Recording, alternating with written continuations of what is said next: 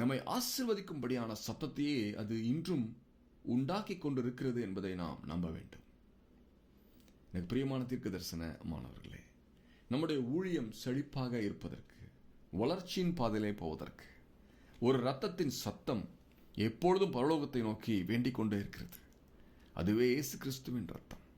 நமக்காக நலமான காரியங்களை பரிந்து பேசி பிதாவினிடத்திலிருந்து நமக்கு வரங்களை கொண்டு வந்து கொடுத்து நம்மை ஆசீர்வதிக்கிறதற்கு எப்பொழுதும் அந்த இரத்தம் பிதாவை நோக்கி கூப்பிட்டு கொண்டே இருக்கிறது என்பதை நாம் அர்த்தம் கொள்ள வேண்டும். ஹல்லேலூயா. 2 ராஜாக்கள் 2வது அதிகாரம் 3 வசனத்திலே, அப்பொழுது பெத்தேலில் 2 ராஜாக்கள் 2:3 அப்பொழுது பெத்தேலில் இருந்த தீர்க்கதரிசிகளின் புத்திரர் எலிசாவினிடத்தில் வந்து, இன்றைக்கு கர்த்தர் உனக்கு தலைமையாயிருக்கிற உன் எஜமானனை உன்னை விட்டு எடுத்துக்கொள்ளுவார் என்பது உனக்கு தெரியுமா என்றார்கள்.